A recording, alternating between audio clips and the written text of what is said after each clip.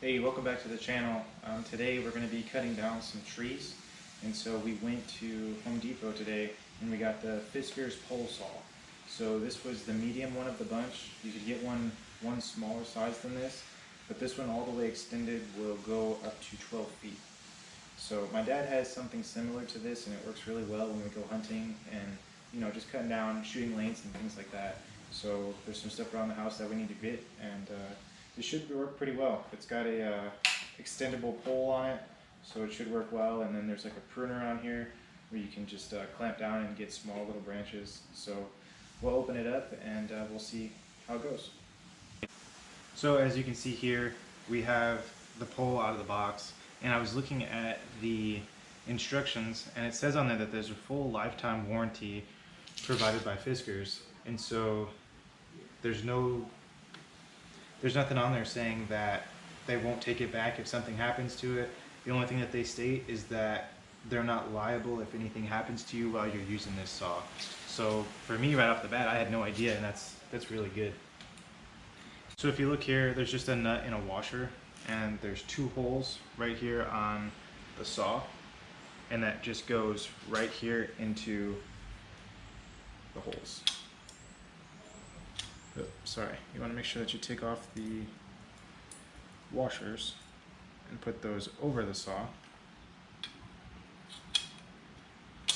So that fits on there like that. Put the washers on. And then you can put the wing nut back on.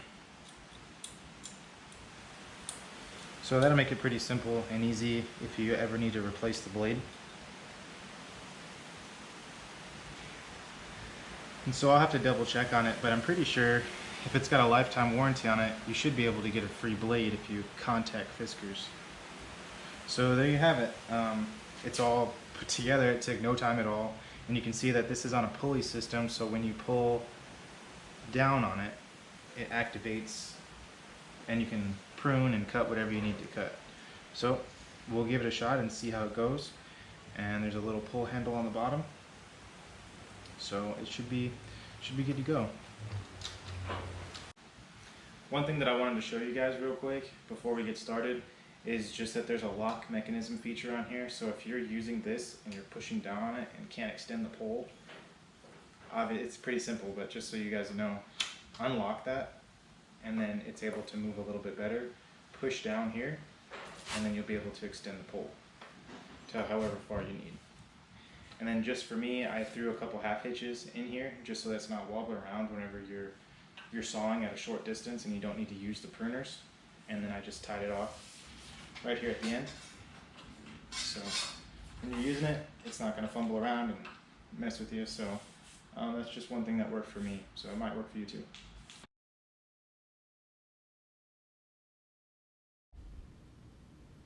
One thing that worked for me was just to keep the actual blade of the saw near the trunk of the tree, because that helped establish a more permanent setting for the saw, and it was a lot easier to re-get my balance if it ever came out. And I think it took me roughly around 2 minutes to cut down this limb, which is hardly anything at all, and the amount of effort I had to use was really none. And so you can see here that with just a little bit of time, and if you get your technique down right, it'll work really well. What I was trying to focus on was using the middle of the saw and coming down, and that worked really well for me.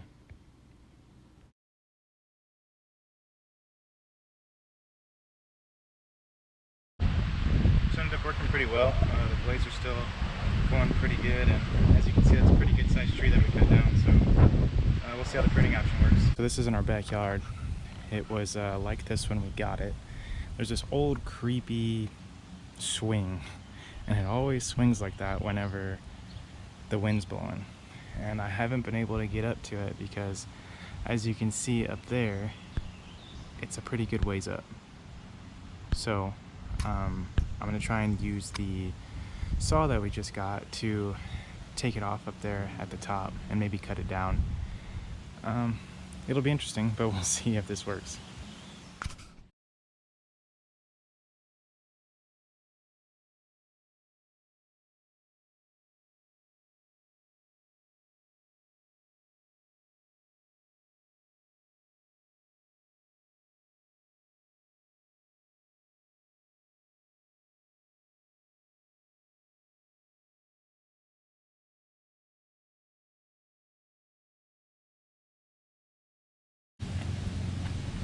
Alright, you can see that it's taking a little bit.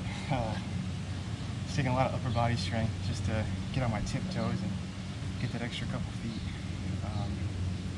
Just keep at it, you know. I can see that I'm already getting a little nick in it. So, it shouldn't be too much longer, but it definitely wears out the shoulders, that's for sure.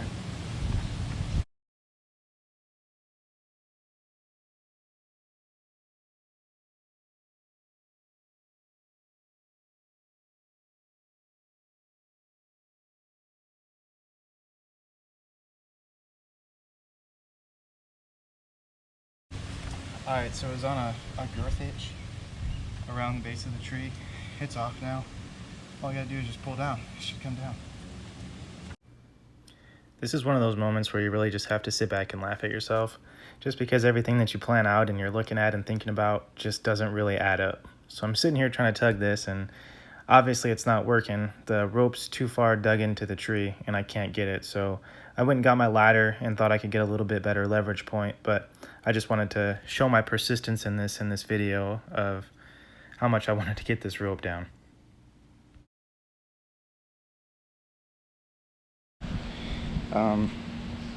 You can see here that we got it down. Up there, there's still a little bit that's wedged in between the fork and the tree. So if I pull down on that, it kind of gets a little bit tighter. So I have to actually get up there physically and go get that down. But you can see here that this pulley system used to cut the little branches down here works really well. It cut this rope with no problem at all. So if you have any branches or anything like that around that length, it's going to get it no problem at all. Again, you can see how creepy that swing was, so just glad to get that down. So overall, the blade's still in really good shape. Yeah, can't really complain. This is a really good system. So this is how I put the half hitches on the actual pull extender, just so that when you're using it, it's not moving, it's not going anywhere, and it's not going to be in your way. So you're going to take the rope like this, you're going to half hitch it, just a little twist in the rope, and then as long as it pulls back and it's not coming off, you did it right. And then you're able to shimmy it down by just doing one of those. And you can put it anywhere you want, and like I said, once it's on here like this, it's not going anywhere, it's not going to be in your way. It's just a little system that I use, and hopefully it works for you. And then if you're storing it, you can just tie this off at the end.